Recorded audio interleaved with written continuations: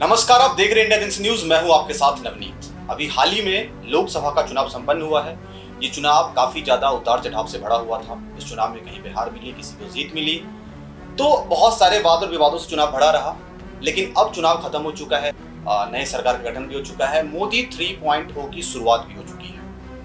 लेकिन इन सभी के परे हमारे पास बहुत सारे सवाल हैं जो वर्तमान सरकार से भी पूछने हैं, और पूर्व के भी कुछ सवाल हैं जिस सवाल को बार बार जनता उठा रही है, लेकिन उन सवालों का जवाब अभी तक मिल नहीं पाया जनता। तो इन्हीं सब मुद्दों पर बातचीत करने के हमारे साथ भारतीय जनता पार्टी के वरिष्ठ नेता दिनेश दुबे जी हैं, और ये अभी वर्तमान में भारत के खाद्य मंत्रालय के स्वतंत्र निदेशक और चेयरमैन भी हैं। ठीक है सर, तो आज हम दिनेश दुबे जी से बात करेंगे कि अभी जो वर्तमान में भारतीय जनता पार्टी की सरकार है, ये सरकार कितना ज्यादा अस्थायित्व को ग्रहण कर पाएगी आने वाले टाइम में। ये सबसे इंपॉर्टेंट सवाल, क्योंकि लगातार विपक्ष सवाल खड़ा कर रहा है कि ये सरकार जो है वो एक हिलती हुई नाव की तरह है, कभी भी पलट सकती है, डूब सकती है।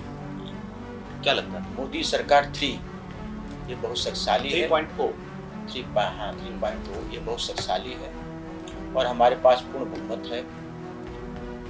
जो विरोधी दल होता है हमेशा सरकार को गिराने में लगा रहता है, लेकिन जिस तरह के बयानबाजी ये लोग कर रहे हैं विरोधी पक्ष, उस तरह से उनके बयानों का मैं खंडन करता हूँ। आपकी सरकार एनडीए बहुमत में है, लेकिन बीजेपी कहीं ना कहीं बहुमत में नहीं है, और बहुमत में नहीं होने का कारण जो सबसे बड़ा है वो कहीं ना कहीं उत्तर प्रदेश भी रहा है इसमें, और आप उत्तर प्रदेश के काफी अनुभवी नेता हैं। तो मैं आपसे ये पूछना चाहता हूँ कि उत्तर प्रदेश में भारतीय जनता पार्टी को केवल 32 सीट मिली और मोदी के विश्वास को झुठला दिया गया।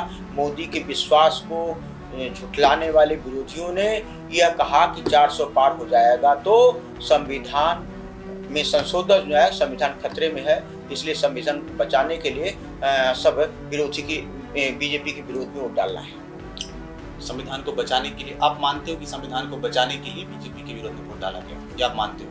चलो ठीक है, ये तो बहुत अच्छी बात है कि संविधान बचाने के लिए लोगों ने भाजपा को वोट नहीं किया, अन्य पार्टियों को वोट किया।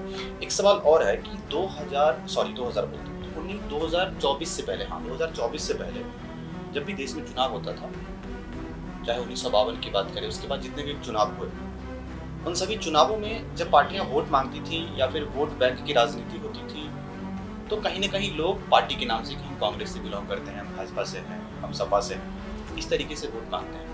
लेकिन इस बार आपको ये नहीं लग रहा है कि भारतीय जनता पार्टी में सभी चीजों को दरकिनार कर दिया गया? कोई पार्टी कार्यकर्ता नहीं, कोई लोग नहीं, कुछ नहीं, सिर्फ मोदी, एक चेहरा, पार्टी भी मोदी, वर्कर भी मोदी, हर चीज मोदी। ये कहीं ना कहीं लगता है आपको कि इस बात से भाजपा का वोट बैंक बिगड़ा है? ऐसा है, जब कोई दल हारता है तो उसके लिए कोई तर्क नहीं होता, कोई प्रमाण नहीं होता, कोई उसका गवाह नहीं होता, कोई उसका समर्थक नहीं होता। हारे हुए के पीछे सब लोग पड़ते हैं। जो हारता है उसका कोई माई बाप नहीं होता है। इसलिए बीजेपी की सीट हारी है, ये सत्य है, लेकिन हमारे प्रत्याशियों को जो चयन प्रक्रिया थी, जो रिपीट करने की प्रक्रिया थी, उससे हम सहमत नहीं हैं। रिपीट नहीं करना चाहिए था, और प्रदेश ने तय किया था 35 सीट हमको टिकट काटना चाहिए, हमने टिकट नहीं काटा, उसका भी नुकसान झेलना पड़ा। दूसरा, प्रत्याशियों ने बहुत आत्मविश्वास में संपर्क में नहीं गए, योगी और मोदी के भरोसे सारे बैठे रहे। वो सोचे और हम तो चुनाव जीत ही रही, हमको जाने की क्या जरूरत है। ओवर कॉन्फिडेंस में ही हम चुनाव हारे हैं। हमारे कार्य अच्छे थे, हमारे नेता अच्छे थे, हमारे नेता में शक्ति थी, हमारे योगी में शक्ति थी, योगी का कार्य भी बहुत प्रभावी था, लोकप्रिय नेता, हमारे प्रधानमंत्री लोकप्रिय नेता, हमारे जितने सरकार की योजनाएं हैं सब बहुत नीचे तक गई थी। इसलिए सिर्फ बात यह थी कि कांग्रेस वालों ने भ्रामक प्रचार दे करके उसका लाभ लिया, और हमारे वर्कर अविश्वास में जाके नीचे तक पहुंच नहीं पाए। मतलब गलती वर्कर्स की थी। हाँ, गलती वर्कर्स, बस घर में बैठे रहे, गलती प्रत्याशी मोदी के नाम पे प्रत्याशी बैठे थे, प्रत्याशी में कोई रुचि नहीं थी। प्रत्याशी सोच रहे थे मैं जीत जाऊंगा। ये हवा बनाने वाले भी तो ऊपर के लोग होते हैं ना। देखिए, हवा बनाने के लिए देखिए, हवा बनाने वाले लोग थे। जिस तरह से हमको संपर्क करना चाहिए था, उस तरह से हमने संपर्क नहीं किया, तभी तो नुकसान झेला हूँ। अगर संपर्क करते तो नुकसान कैसे होता? इसलिए संपर्क नहीं किए, तो हम कमी तो अपनी ही मानते हैं। भाई, विरोधियों ने अपना, अगर हमारे वोटर्स को कन्विंस किया, हम नहीं कन्विंस कर पाए तो गलती हमारी है ना। कहने में सबको करना चाहिए। तो ये सब नुकसान हुआ है और चुनाव में कभी नुकसान होता है, कभी फायदा होता है। तो चुनाव में इस बार नुकसान हुआ है। इस नुकसान में हम लोग को सुधार करने की जरूरत है, बहुत सारे परिवर्तन करने की जरूरत है और परिवर्तन करके हम फिर से तैयारी नए क्लेवर नए तेवर के साथ फिर चुनाव लड़ेंगे तो सफलता मिलेगी। मतलब आपका कहना ये है कि भारतीय जनता पार्टी के काम के वजह से भारतीय जनता पार्टी नहीं हारी, कांग्रेस के भ्रामक प्रचार की वजह से और प्रत्याशियों के कहीं न कहीं आलसपन से, लापरवाही से, बीजेपी निष्क्रियता से, अतिविश्वास से, प्रत्याशियों के अतिविश्वास से हम चुनाव हारे। मतलब दो रीजन आप लोग मानते हो। भाजपा इस बार अगर अल्पमत में गई है, बहुमत के आंकड़ा को नहीं पार कर पाई है, 240 पे सिमट गई है, इसका मेन रीजन है बीजेपी की मोदी फेस और दूसरा रीजन है प्रत्याशियों का आलसपन। अच्छा, एक और यूपी में कुछ 2-3 पॉइंट हमारे पास है, उस पर मैं सवाल आपसे पूछता हूँ कि उत्तर प्रदेश में अभी जस्ट चुनाव से पहले यूपी पुलिस का पेपर लीक हो जाता है। उसके बाद चलो चुनाव से पहले की बात करते हैं, यूपी पुलिस का पेपर लीक हो जाता है, फिर सारे युवा सड़क पे आते हैं, उनके लिए आंदोलन करते हैं और फिर सरकार को बाद में पेपर रद्द करना पड़ता है। तो कहीं ना कहीं पेपर अगर लीक होती है तो वो कहीं ना कहीं प्रशासन की जिम्मेदारी होती है कि पेपर को सही तरीके से, ईमानदारी तरीके से और बिल्कुल निष्पक्ष तरीके से करवाया जाए। लेकिन बीच में दलालों का घुसना, फिर पेपर का लीक होना, फिर छात्रों की जिंदगी के साथ खिलवाड़ होना, युवाओं की जिंदगी के साथ खिलवाड़ होना, क्या ये सब मुद्दा नहीं है बीजेपी को यूपी में हराने का? आप मुझे बजट जवाब दीजिए। देखिए, पेपर लीक होना ये दुर्भाग्य नहीं होना चाहिए, ये धोखा है, ऐसे हम सहमत नहीं हैं। लगातार हमारी सरकार इस पे बहुत कठोर कदम उठाती रही है, लेकिन कभी काल कुछ लोग ऐसे जो दलाल टाइप के लोग होते हैं उनके मिली भगत से होता है। और हमारी सरकार ने बहुत कठोर कानून बनाया है और उसमें जेल तक जाने का प्रावधान भी बनाया है। यह लीक होना ठीक नहीं है, इसलिए हमको नुकसान हुआ है। पेपर लीक हुआ इसलिए नुकसान हुआ है।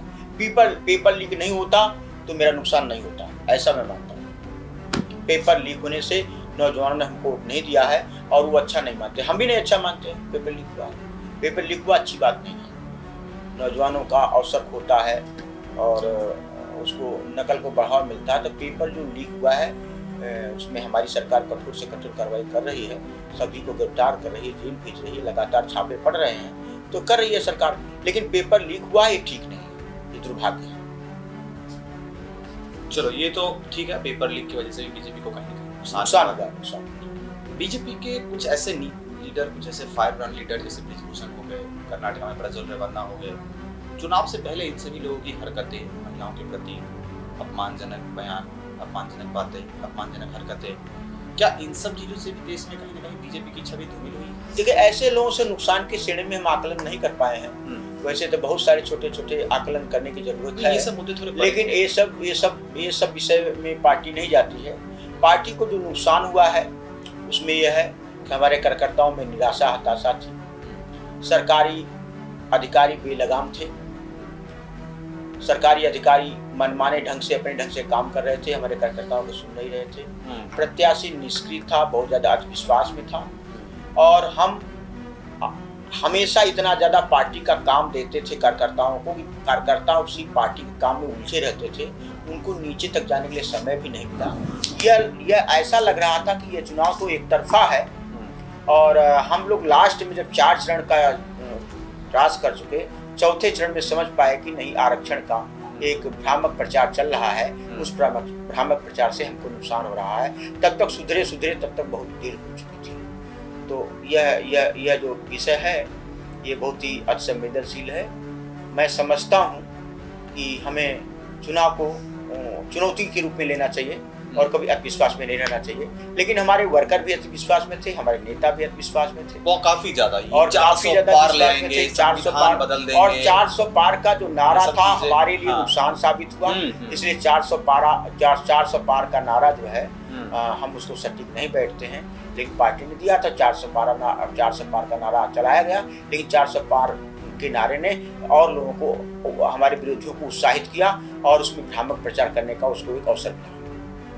400 पार बहुत बड़ी बात हो जाती है किसी भी देश में। लोकतांत्रिक देश में 400 पार का मतलब होता है कि एक तरफा सरकार बन रहा है, लोकतंत्र जिंदा नहीं रह पाएगा। उसके बाद लोगों के अंदर ये भी डर था कहीं ना कहीं। अच्छा, 1-2 सवाल आपसे मुझे और भी है। देखो, अब तो 3.0 सरकार की शुरुआत हो भी चुकी है। सरकार की शुरुआत होने के बाद भी नीट का पेपर लीक हो जाता है। अभी कल ही आपने हाथरस का कांड भी सुना होगा। इन सब में प्रशासन की कितनी बड़ी जवाबदेही मानते हो, कितनी बड़ी जिम्मेदारी मानते हो? क्या नहीं लग रहा है वो अपने कामों से पिछड़ रहे हैं? देखिए, जब थोड़ा फ्लो होता है, हमने इधर चुनाव में हारने की पोजीशन को बहुत चैलेंज के रूप में लिया है, उसी तरह से लगातार इधर जो घटनाएं हुई हैं वह असहनीय है। वो घटनाएं सहन करने योग्य नहीं है, इसलिए उस घटनाएं में जो भी हाथरसी घटनाएं हुई वो भी बहुत पीड़ादायक थी। प्रशासनिक लापरवाही की वजह से ही कोई घटना घटती है। अगर प्रशासनिक लापरवाही ना हो तो घटना ही ना घटे। घटना होने का कारण रहता है कि जब हम चुस्त और दुरुस्त रहेंगे तो घटना नहीं घटेगी। ये तो सरकार की जिम्मेदारी है, और चुस्त दुरुस्त रहना किसी भी सरकार के लिए बहुत जरूरी है। लेकिन इधर एक दो ऐसी घटनाएं हुई हैं जिसमें हमारे ऊपर प्रश्नवाचक चिन्ह लगा। बिल्कुल सुधारने की जरूरत है, सुधारने की जरूरत ठीक है। सवाल तो खड़ा होते रहते हैं, कोई बड़ी बात नहीं। अच्छा, यूपी में ठीक है, बीजेपी 33 सीटों पे बीजेपी सिमट गई, ठीक है, कोई बात नहीं। लेकिन यूपी की 2 सीटें बीजेपी के अभी भी गले नहीं उतर रही। वो हार बीजेपी को डाइजेस्ट नहीं हो रहा है, वो पच नहीं रहा है। एक सीट अयोध्या और दूसरी सीट है अमेठी की। अब इन दोनों सीटों पे आखिरकार बीजेपी, देखो अयोध्या राम मंदिर चुनाव में बहुत बड़ा मुद्दा था। ऐसा कोई स्टेज नहीं था, ऐसा कोई सभा नहीं था जहाँ पे बीजेपी के नेता से राम मंदिर नहीं निकलता था। हर जगह राम मंदिर, लेकिन वही सीट बीजेपी हार जाती है। क्या रीजन है इसका? अयोध्या के हारने से, हालांकि हम अयोध्या विधानसभा जीते हैं, अगल बगल की जो विधानसभा थी अयोध्या के बगल में वो हारे हैं, उससे पार्टी स्वयं आश्चर्यचकित है। यह एक परिणाम बहुत ही हमको भीतर तक झकझोर दिया है। अयोध्या की सीट जो हम हारे हैं, उससे लगता है कि हमारी बहुत सारी कमियां थी, इसको हम ठीक नहीं कर पाए। उसमें मुआवजा की भी कमी है, लोगों को दुकान देने की बात थी वो नहीं दे पाए, सरकारी मुआवजा नहीं दे पाए, उनकी बहुत सारी गलतियां उनकी नाराजगी थी।